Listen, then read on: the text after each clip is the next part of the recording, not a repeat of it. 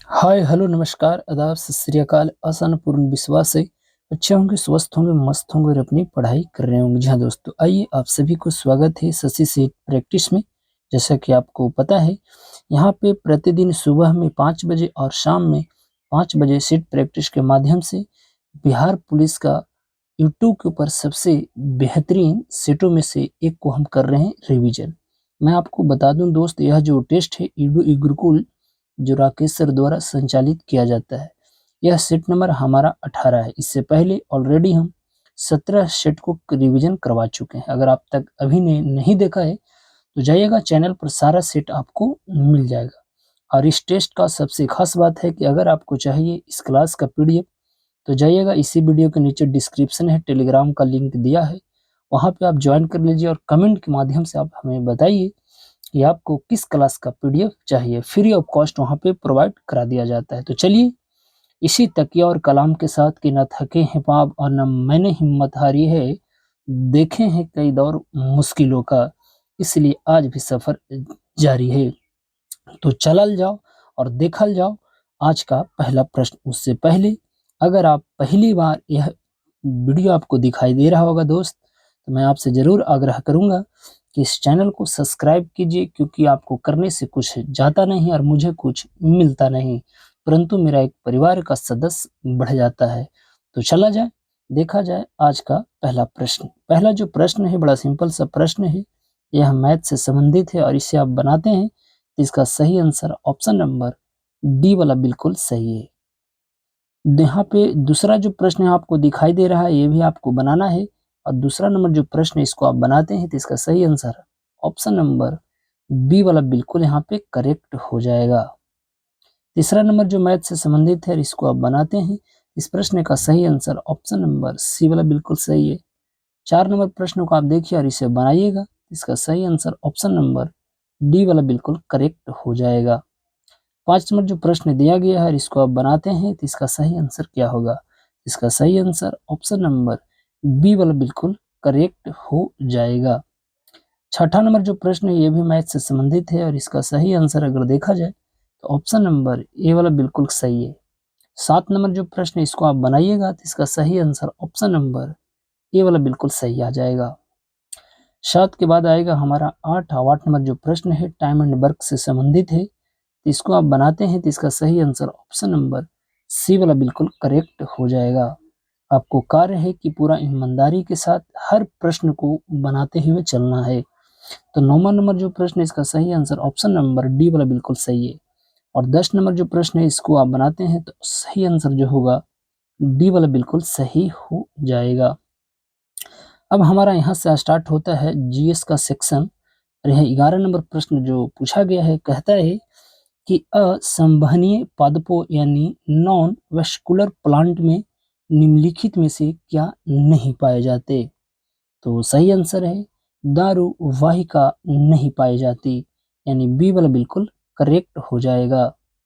अगला जो प्रश्न है कि पोलियो के टीके की खोज किसने की? तो आपको पता है कि पोलियो का जो टीका है इसका खोज करने वाले एक व्यक्ति थे जिनका नाम था जोन्स साल्क, यानी ऑप्शन नंबर बी वाला बिल्कुल करेक्ट है। पोलियो जो है आपको पता है कि यह वायरस के वजह से होता है और भारत पोलियो मुक्त हो चुका है, तो बी वाला बिल्कुल सही है। अगला है कि किस वैज्ञानिकों ने अपर्दन चक्र प्रतिपादित किया? तो यह करने वाले एक व्यक्ति थे जिनका नाम था डेविस, यानी ऑप्शन नंबर बी वाला बिल्कुल करेक्ट हो जाएगा। अगला जो प्रश्न यहाँ पे पूछा गया होगा कहता है कि फोटोग्राफी कैमरा के अंदर की सतह को काला कर दिया जाता है जिससे प्रकाश का परावर्तन न हो, यानी सी वाला बिल्कुल यहाँ पे करेक्ट हो जाएगा। अगला है कि निम्नलिखित में से कौन से पदार्थ को लगभग 100 केल्विन तापमान पर अति चालक यानी सुपर कंडक्टर के रूप में काम में लगाया जा सकता है? तो वह क्या होगा? तो वह सिरेमिक हो जाता है, यानी ऑप्शन नंबर डी वाला बिल्कुल करेक्ट हो जाएगा।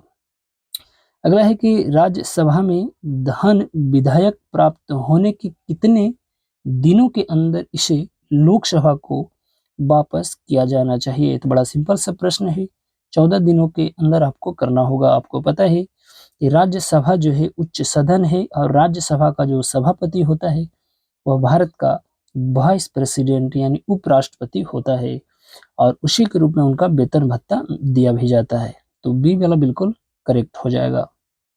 अगला है कि लोकसभा स्पीकर अपने कास्टिंग वोट का प्रयोग केवल कब करते हैं? तो जब आपको अब पता होगा कि जब टाई हो जाता है, यानी ऑप्शन नंबर यहाँ पर जब देखिए डी वाला को, कि जब वोट बराबर बराबर होने के नाते जिसे हम टाई कहते हैं, तब अपना स्पीकर अपना मत देकर उसे फैसला सुनाता है, यानी ऑप्शन नंबर डी वाला बिल्कुल करेक्ट हो जाएगा। अगला जो प्रश्न है कि ड्रिबल शब्द किससे संबंधित है? तो ड्रिबल जो शब्द है वह फुटबॉल से संबंधित है, तो ऑप्शन नंबर सी वाला बिल्कुल करेक्ट हो जाएगा। अगला है कि मुद्रा के रूप में व्यक्त किया गया वस्तु किसी वस्तु का मान क्या कहलाता है? तो यह जो कहलाता है मूल्य कहलाता है, तो ए वाला बिल्कुल करेक्ट हो जाएगा। अगला जो प्रश्न यहाँ पे पूछा जा रहा है, कहता है अतिरिक्त मान किसके बराबर होता है? तो अतिरिक्त जो मान होता है पूंजीगत लाभ के बराबर होता है, यानी सी डी वाला बिल्कुल करेक्ट है। अगला जो प्रश्न है कि भारत के दक्षिणी पठार का सर्वोच्च बिंदु अवस्थित है, तो वह है अनाई मड़ाई में, यानी ऑप्शन नंबर डी वाला बिल्कुल सही है। भारत के उपराष्ट्रपति पद के लिए चुने जाने वाले प्रत्याशी को क्या नहीं होना चाहिए? यहाँ पे प्रश्न ये होना चाहिए, तो भारत सरकार के अधीन किसी लाभ के पद पर नहीं होना चाहिए, तो डी वाला बिल्कुल करेक्ट है। अगला है कि फल निम्नलिखित में से क्या है? आपको पता है कि फल जो होता है वह अंडाशय का उत्पाद होता है, तो बी वाला बिल्कुल सही है। भारतीय संविधान के किस अनुच्छेद में अल्पसंख्यकों को अपना शैक्षणिक संस्थान खोलने और चलाने का अधिकार दिया गया है? तो वह आर्टिकल 29 के तहत आपको दिया गया है, तो बी वाला बिल्कुल सही है। अगला है कि प्रकाश वर्ष यानी लाइट ईयर निम्नलिखित में से किसकी इकाई है? तो दूरी की, और सबसे अधिक दूरी पूछे तो पारसे का, और एक प्रकाश वर्ष पर आपको पता है कि 9.46 गुने 10 के पावर 15 मीटर होता है, और किलोमीटर में पूछे तो 12 किलोमीटर होता है, तो आप इसे जरूर याद रखिएगा। अगला जो प्रश्न है कि निम्न में से किसे पदमुक्त करने के लिए महाभियोग की प्रक्रिया अपनाई जाती है? तो एक तो होता है हमारा प्रेसिडेंट और एक होता है सीएजी, जिसे हम कैग कहते हैं। वर्तमान में देखा जाए तो भाग 5 में आर्टिकल 148 से 151 के बीच आपको चर्चा है, और अभी कृष्ण चंद्र मुर्मू जी जो 14वें क्रम के भारत के सीएजी हैं। और अगर पूछे कि सीजीए कौन है, तो एस दुबे साहब सीजे बनाए गए हैं, तो आप इसे भी जरूर याद रखिएगा। अगला जो प्रश्न है कि जीवन का ब्लूप्रिंट है, तो जीवन का ब्लूप्रिंट जिसे हम डीएनए कहते हैं, तो ए वाला बिल्कुल यहाँ पे करेक्ट हो जाएगा। अगला जो प्रश्न है कि निम्नलिखित हार्मोन में से कौन सा स्त्रीलिंग हार्मोन है? तो आपको पता होगा जिसे हम एस्ट्रोजन कहते हैं, यानी ऑप्शन नंबर सी वाला बिल्कुल करेक्ट हो जाएगा। अगला है कि विकास का सिद्धांत किसके द्वारा प्रस्तावित किया गया था? तो वह है चार्ल्स डार्विन हो जाएगा, यानी ये वाला बिल्कुल सही है। अगला है कि भारत में किस प्रकार की आपात स्थिति अभी तक केवल एक बार लागू की गई है? तो वह लागू की गई है आंतरिक आपात स्थिति 1975 इंदिरा गांधी के समय में, तो ऑप्शन नंबर ए वाला बिल्कुल करेक्ट हो जाएगा।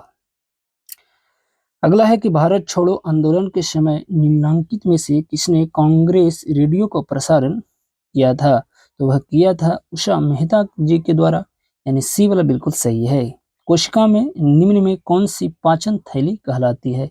तो लाइसोसोम अब कोशिका में पाचन थैली कहलाता है। कोशिका का पावर हाउस माइटोकॉन्ड्रिया को कहा जाता है। यहाँ पे डी वाला बिल्कुल इसका करेक्ट हो जाएगा। अगला है कि आजाद हिंद फौज का विचार किसने सुझाया था? तो सुझाने वाले मोहन सिंह थे, और इसको लोकप्रिय बनाने वाले सुभाष चंद्र बोस जी थे, जिनका जन्म दिवस आपको पता है कि 23 जनवरी को पराक्रम दिवस के रूप में मनाया जाता है। तो यहाँ पे ए वाला बिल्कुल करेक्ट हो जाएगा। अगला है कि कुल्ली घाटी इनकी पर्वतीय श्रेणी यानी पर्वतमालाओं के बीच में स्थित है। तो कुल्ली जो घाटी है वह धौलाधार और पीर बंजार के बीच में अवस्थित आपको देखने को मिलेगा, तो सी वाला बिल्कुल करेक्ट हो जाएगा जी। अगला है कि भारत के सबसे लंबे रबर बांध का उद्घाटन किस राज्य में किया गया? वह हमारा राज्य बिहार अर्थात गया में इसे किया गया है, जो विष्णुपद के बगल में है, जहां से मैं बिलोंग करता हूं। तो ऑप्शन नंबर ए वाला बिल्कुल सही है। अगला है कि निम्नलिखित युग्मों पर विचार कीजिए। तो 36 नंबर प्रश्न को जरा देखिए और बताइए कि इसका सही जवाब क्या होगा। एक तरफ से राष्ट्रीय उद्यान है और एक तरफ से होकर बहने वाली नदी। कार्बोट राष्ट्रीय उद्यान, जिसका आपको पता है कि यह उत्तराखंड में देखने को मिलेगा, यह गंगा नदी नहीं होगा बल्कि राम गंगा नदी होगा, और इसका नाम बदलकर राम गंगा नेशनल पार्क भी कर दिया गया है। और इसकी स्थापना 1936 में किया गया था। तो पहला तो गलत है, काजीरंगा राष्ट्रीय उद्यान यह असम में है बल्कि मानस नदी पर नहीं है। तो आपको बताना है कि किस नदी पर है। और साइलेंट वैली भी आपको केरल में है, तो आपको बताना है दोनों किस नदी पर अवस्थित है। तो मेरे अनुसार अगर पूछा जाए कि कौन सा इसमें सुमलित आपको है, तो कोई विकल्प इसका सुमलित नहीं हो जाएगा। तो ऑप्शन नंबर डी वाला बिल्कुल सही है। अगला है कि निम्न में कौन सा शब्द फुटबॉल से संबंधित है?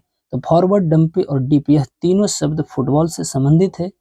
1, 2 और 3 तीनों सही जवाब हो जाएंगे जी। अगला है कि निम्न में कौन लैंगिक जनन संचरित रोग है?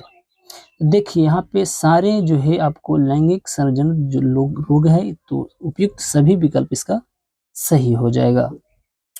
अगला है कि अनुपम झील बिहार के किस जिले में अवस्थित है? तो यह कैमूर में देखने को मिलेगा, यानी 39 का बॉल अगर देखा जाए तो बिल्कुल सही है। भारत का पहला जैव मंडल संरक्षित क्षेत्र कौन सा है? तो वह नीलगिरी हो जाएगा, यानी सी वाला बिल्कुल सही है। अगला है कि वैद्युत संयोजन बंधन बनाता है, तो यह है विपरीत आविष्ट आयनों के बीच बनाता है, यानी डी वाला बिल्कुल सही है। अगला जो प्रश्न है कि निम्नलिखित में से सार्वजनिक ऋण के घटक है? तो सार्वजनिक उधारी, ट्रेजरी बिल और आरबीआई द्वारा जारी प्रतिभूति, यह तीनों बिल्कुल यहाँ पे करेक्ट हो जाएंगे। अगला है कि कौन सी नदी असम और अरुणाचल प्रदेश की मध्य सीमा बनाता है? तो वह बनाने वाले एक नदी है जिसका नाम है आपको शंकोश, यानी ऑप्शन नंबर ए वाला बिल्कुल करेक्ट हो जाएगा। अगला जो प्रश्न है कि कोई राज्य उन अधिकारों द्वारा जाना जाता है जिन्हें वह बनाए रखता है, यह कथन किसका है? तो यह जो कथन दिया गया था वह आपको लास्की दिया गया था, यानी बी वाला बिल्कुल सही है। सूफी आदेशों यानी सूफी आदेशों को किस नाम से जाना जाता है? तो वह नाम है सिलसिला, यानी ऑप्शन नंबर सी वाला बिल्कुल करेक्ट हो जाएगा। अगला है कि गांधी जी खादी को किसका प्रतीक मानते थे? तो आर्थिक स्वतंत्रता का प्रतीक मानते थे, तो बी बिल्कुल सही है। प्रकृति में पाए जाने वाला सोडियम क्लोराइड अथवा टेबल नमक कौन से खनिज में पाया जाता है? तो यह जो पाया जाता है हैलाइट खनिज में, यानी बी वाला बिल्कुल करेक्ट हो जाएगा। अगला है कि पराबैंगनी किरणों में ऊर्जा किसकी अपेक्षा अधिक होती है? तो अंतरिक्षी किरणों के अपेक्षा इसमें आपको अधिक ऊर्जा देखने को मिलेगा। किसी देश का आर्थिक विकास किस पर निर्भर करता है? तो देखिए अगर ऐसा है तो इस प्रश्न का प्राकृतिक संसाधन, बाजार का आकार और पूंजी निर्माण, यानी सारे विकल्प इसका सही हो जाएगा। अगला है कि नेशनल ग्रीन ट्रिब्यूनल, यानी नेशनल ग्रीन ट्रिब्यूनल एक आपको फास्ट ट्रैक कोर्ट है, यानी ये वाला बिल्कुल सही है। अगला है कि कांसा निम्न में से किसकी मिश्र धातु है? तो बड़ा सिंपल है, तांबा और टीन का मिश्र धातु है। अगला जो प्रश्न यहाँ पे पूछा जा रहा है कि बौद्ध संघ में प्रथम विभाजन आपको हुआ था, तो प्रथम विभाजन जो हुआ था वह वैशाली में हुआ था। आपको पता है कि 4 बौद्ध संगीतियां हुई थी, पहली राजगृह, दूसरा वैशाली, तीसरा पाटलिपुत्र, चौथा कुंडनबन कश्मीर। और यहीं पे आपको बौद्ध धर्म 2 संप्रदायों में बट गया था, तो आप इसे जरूर याद रखिएगा। अगला जो प्रश्न है कि किस वर्ष से भारतीय नोटों पर महात्मा गांधी का चित्र अंकित किया जाने लगा? तो वह वर्ष है 1996। हैदराबाद जो मूसी नदी के किनारे अवस्थित है, यह किसकी सहायक नदी है? तो यह सहायक नदी है कृष्णा नदी की, तो ये वाला बिल्कुल सही है। 54 के बाद आएगा हमारा प्रश्न संख्या 56। 55 नंबर जो प्रश्न कहता है कि कैल्शियम हाइड्रोक्साइड के विलयन से जब कार्बन डाइऑक्साइड गुजरती है तो बनने वाले अवक्षेप का रंग कैसा होता है? तो इसका रंग जो होता है वह सफेद होता है। तो 55 का ए वाला बिल्कुल करेक्ट हो जाएगा। किस अनुच्छेद के तहत राज्य पोषाहार स्तर और जीवन स्तर को ऊंचा करने का प्रयास करेगा? तो यह आर्टिकल हो जाएगा आपको 47, यानी ऑप्शन नंबर बी वाला बिल्कुल करेक्ट हो जाएगा। अगला जो प्रश्न है कि अंडमान निकोबार द्वीप समूह में किस प्रकार के वन पाए जाते हैं? तो देखिए यहाँ पे अगर देखा जाए तो सदाबहार वन पाए जाते हैं, यानी ऑप्शन नंबर बी वाला बिल्कुल करेक्ट हो जाएगा। अगला है कि मोमबत्ती का जलना। देखिए मोमबत्ती का जलना जो होता है, अगर देखिए कुछ भाग तो जल जाता है तो वापस नहीं आएगा, परंतु कुछ भाग बचा रहता है उसे हम पुनः जला सकते हैं। तो कह सकते हैं कि रासायनिक परिवर्तन भी और भौतिक परिवर्तन, यानी ए और बी दोनों इसका सही जवाब हो जाएगा। अगला है कि 6 वर्ष की आयु से 14 वर्ष की आयु के बीच सभी बच्चों यानी शिशुओं को शिक्षा का अधिकार निःशुल्क देने की बात कहा गया था। वह आर्टिकल है 21A, जिसे हम फंडामेंटल राइट कहते हैं। और आपको पता है 86वां संविधान संशोधन के अंतर्गत आपको 2002 में यानी अटल बिहारी वाजपेयी जी के सरकार में इसे आपको मूल अधिकार के तहत आपको लाया गया था। यह समवर्ती सूची का विषय अभी वर्तमान में है। तो यहाँ पे देखा जाए तो ऑप्शन नंबर बी वाला बिल्कुल यहाँ पे करेक्ट हो जाएगा। अगला है कि बृहद पाषाण स्मारकों की पहचान की गई थी, तो मृतक को दफनाने के स्थानों के रूप में किया गया था। तो बी वाला बिल्कुल सही है। कांग्रेस के सूरत विभाजन में गर्म दल का नेतृत्व किसने किया था? आपको पता है कि कांग्रेस का सूरत अधिवेशन जो हुआ था आपको 1907 में आपको देखने को मिलेगा, और यहीं पे दोनों बट गए थे। तो रास बिहारी बोस थे, परंतु गर्म दल का नेतृत्व बाल गंगाधर तिलक साहब कर रहे थे। तो बी वाला बिल्कुल सही है। हुगली को बंगाल की खाड़ी में समुद्री लूटपाट के लिए किसने अड्डा बनाया था? तो वह पुर्तगालियों के द्वारा बनाया गया था। बंकिम चंद्र चटर्जी के प्रसिद्ध उपन्यास आनंद मठ का कथानक आधारित था।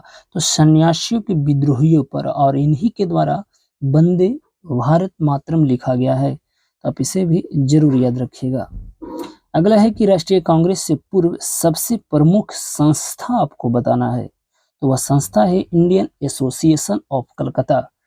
तो ऑप्शन नंबर डी वाला बिल्कुल सही है। अगला है कि निम्न में कौन सी कोयले की खान सबसे अधिक महत्वपूर्ण आपको है? तो देखिए यहाँ पे झरिया में सबसे ज्यादा है, तो ए वाला बिल्कुल सही। भारत का मूल वानस्पतिक आवरण है। तो यहाँ पे देखा जाए तो कठोर लकड़ी वाले वनों का, यानी डी वाला बिल्कुल करेक्ट हो जाएगा। अगला है कि भोजपत्र वृक्ष मिलता है, तो यह जो मिलता है वह आपको हिमालय में मिलता है। तो बी बिल्कुल सही है। निम्नलिखित में कौन ऑक्सीकारक एवं अवकारक दोनों है? तो H2O2 यानी 68 का यहाँ पे देखा जाए तो ए वाला बिल्कुल सही है। उस दृष्टि दोष को क्या कहते हैं जिसमें किसी पदार्थ के एक तल में बिंदु केंद्र में दिखाई देते हैं जबकि दूसरी तल में बिंदु केंद्र के बाहर दिखाई देते हैं? उसे हम क्या कहा जाता है? उसे जो कहा जाता है निकट दृष्टि दोष कहा जाता है, यानी आपको अवतल लेंस की आवश्यकता होगी। तो डी वाला बिल्कुल इसका सही है। अगला है कि वनस्पति जगत में गैर हरित विषम पोषित पौधे कौन से होते हैं? तो 70 नंबर प्रश्न का फंजाई वाला बिल्कुल सही है। विद्युत धारा का चुंबकीय प्रभाव सर्वप्रथम अवलोकित किया गया था। तो यह जो अवलोकित किया गया था ऑस्टेंड द्वारा, यानी बी वाला बिल्कुल सही है। भारत में डेसिमल सिक्के प्रणाली किस सन में आरंभ की गई थी? तो 72 का ऑप्शन नंबर 1957 वाला बिल्कुल करेक्ट हो जाएगा। अगला है कि भारत में कैरेबियन पूर्व कल्प महाकल्प की चट्टानें अधिकांश पाई जाती है। तो 73 का जो सही आंसर निकल कर आएगा वह अरावली वाला बिल्कुल सही है। लता दीनानाथ मंगेशकर पुरस्कार 2023 से किसे सम्मानित किया गया है? तो आशा भोसले साहब को किया गया था। यहाँ पे ऑप्शन में आपको दिखाई देगा आशा भोसले, यानी ऑप्शन नंबर सी वाला बिल्कुल करेक्ट हो जाएगा 74 का। 75 नंबर प्रश्न को जरा देखिए और बताइए कि इसका सही आंसर क्या होगा। कहता है कि हाल ही में कोप इंडिया 2023 वायु युद्ध अभ्यास किस देशों के द्वारा आपको किया गया है? तो आपको पता है कि कोप इंडिया युद्ध अभ्यास, ब्रज इंडिया, आपको ये सारे जो है भारत और अमेरिका के बीच में आपको मनाया जाता है। और एक होता है हमारा क्वाड, और क्वाड जो है यह 4 देशों का एक्सरसाइज है जिसमें भारत, ऑस्ट्रेलिया, जापान और अमेरिका यह चारों शामिल है। तो आप इस चीज को भी जरूर याद रखिए जिसे हम मालाबार कहते हैं। अगला है कि भारतीय अर्थव्यवस्था का उदारीकरण यानी अग्रदूत पायनियर किसको कहा जाता था? तो वही डॉक्टर मनमोहन सिंह, भारत के पूर्व प्रधानमंत्री और पूर्व आरबीआई के गवर्नर रह चुके डॉक्टर मनमोहन सिंह को जाना जाता है। अगला है कि निम्नलिखित में से एमिनेस्टी पुस्तक के लेखक कौन है? तो अरविंद अडिगा, डी वाला बिल्कुल सही है। विश्व ओजोन दिवस कब मनाया जाता है? देखिए, एक होता है ओजोन दिवस, तो वह 16 सितंबर को मनाया जाता है। एक होता है विश्व ओजोन दिवस, यह जो है 15 सितंबर को मनाया जाता है। तो सी वाला बिल्कुल सही है। अगला है कि सम्राट अशोक की एकमात्र उत्कीर्ण शिला रूप चित्र पर पाया गया था, तो वह आपको बताना है। वह जो पाया गया था वह आपको कनगनहल्ली, यानी सी वाला बिल्कुल सही है। अगला जो यहाँ पे प्रश्न पूछा जा रहा है मित्रों, वह आपको कहता है कि प्रथम आंग्ल मराठा युद्ध कौन सी संधि के द्वारा समाप्त हुई थी? तो वही सलवाई की संधि। तो सी वाला बिल्कुल सही है। नचिकेता आख्यान का उल्लेख मिलता है, तो वह जो मिलता है कठोपनिषद में, यानी सी वाला बिल्कुल सही है। अगला है कि तुलसीदास किसके समकालीन थे? तो गोस्वामी तुलसीदास, जिन्होंने रामायण की लिखी, वह अकबर और जहांगीर के समकालीन हुआ करते थे। तो ये वाला बिल्कुल सही है। सबिना अवज्ञा आंदोलन की असफलता के बाद गांधी जी ने महत्व दिया था, तो वह जो महत्व दिए थे गांधी जी, वह आपको हिंसा के सीमित उपयोग पर, यानी बी वाला बिल्कुल सही है।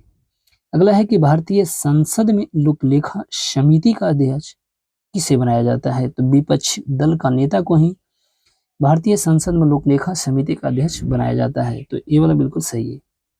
अगला है कि निम्नलिखित भारतीय प्रधानमंत्रियों में से किसने लोकसभा में अविश्वास मत का सामना करने से पहले ही त्याग पत्र दे दिया था? तो वह मोरारजी देसाई साहब, यानी बी बिल्कुल सही है। अगला जो यहाँ पे प्रश्न पूछा जा रहा है, अधोलेखित में आपको कौन सा जोड़ा सही है? एक तरफ से जनजाति है और एक तरफ से मुल्लराज। देखिए, थारू जो है उत्तराखंड में है और यही सही है। बाकी आपको भूटिया, मुंडा, कोल, ये सब आपको गलत दिया गया है। तो ये वाला बिल्कुल सही है। अगला जो प्रश्न यहाँ पे पूछा है कि गंडक परियोजना किन दो राज्यों की संयुक्त परियोजना है? तो बिहार और उत्तर प्रदेश का, ये वाला बिल्कुल सही है। निम्नलिखित में कौन सी एक लूनी नदी की सहायक नदी नहीं है? तो नहीं है तो बानास की, डी वाला बिल्कुल करेक्ट हो जाएगा जी। अगर अब यहाँ से आता है हमारा हिंदी, कहता है ज्ञानोदय में कौन सी संधि है? तो ज्ञानोदय में जो संधि है वह गुण संधि है। इनमें कौन सा वाक्य शुद्ध है? तो मुझे लौटने में विलंब होगा, यह शुद्ध है। सरस्वती का पर्यायवाची नहीं है, तो यह पदा नहीं हो जाएगा, यानी सी वाला बिल्कुल सही है। अगला है कि निराधार का सही संधि विच्छेद बताना है, तो निह जोड़ आधार, यानी निराधार, डी वाला बिल्कुल सही है। उत्तम का विलोम क्या होगा? उत्तम का जो विलोम होगा ना, वह आपको अधम हो जाएगा। जहां एक शब्द से अनेक अर्थ निकले वहां कौन सा अलंकार है? तो सलेस अलंकार लगता है, तो सी वाला बिल्कुल सही है। अगला है कि संसार में संतोष से बढ़कर कोई सुख नहीं, कैसा वाक है? तो 95 नंबर के बाद आएगा हमारा प्रश्न संख्या 96, और 96 नंबर जो है हमारा प्रश्न को जरा देखिए, यह जो हो जाएगा वह कैसा वाक है? तो यह सरल वाक होना चाहिए। यानी 95 का यहाँ पे देखा जाए तो बोल वाला बिल्कुल सही हो जाएगा। और यहाँ से हमारा आता है इंग्लिश, और इंग्लिश तो आपको पता है कि आप लोग कितना जानते हैं। तो इंग्लिश अब बनाते हैं, तो इसका अगर सही आंसर देखा जाए 96 का, तो ऑप्शन नंबर डी वाला बिल्कुल सही है। 97 नंबर को आप बनाते हैं तो इसका भी आंसर आपको डी वाला बिल्कुल सही है। और 97 के बाद आएगा हमारा 98, यह तो आपको इकोनॉमी से संबंधित है, फिस्कल है। और फिस्कल आपको पता होगा, यह जो है आपको गवर्नमेंट टैक्स से रिन्यूअल से संबंधित होता है, तो डी वाला बिल्कुल सही है। और 99 नंबर प्रश्न का सही आंसर आपको रिक्स वाला बिल्कुल सही है। और आज का अंतिम जो यहाँ पे प्रश्न पूछा गया है मेरे मित्रों, वो आपको 100वां नंबर प्रश्न है। और इस प्रश्न का अगर सही आंसर देखा जाए तो इफ वाला बिल्कुल सही हो जाएगा। तो यह था हमारा आज का। आपको सेट कैसा लगता है कमेंट के माध्यम से आप हमें जरूर बताइएगा। अगर आपको चाहिए इस क्लास का पीडीएफ तो जाइएगा, इसी वीडियो के नीचे डिस्क्रिप्शन है, टेलीग्राम का लिंक दिया हुआ है, उसे आप ज्वाइन कर लीजिए। और हमें कमेंट के माध्यम से आप बता सकते हैं कि आपको किस क्लास का पीडीएफ चाहिए, फ्री ऑफ कॉस्ट वहाँ पे प्रोवाइड करा दिया जाएगा। तो चलिए इसी के साथ देते हैं अपनी वाणी को विराम, लेते हैं आपसे विदा इस वादे के साथ कि फिर मुलाकात होगी। जब तक के लिए आप सही से रहें, स्वस्थ रहें, मस्त रहें और अपनी पढ़ाई करते रहें। तो अब हमें दीजिए इजाजत, नमस्कार।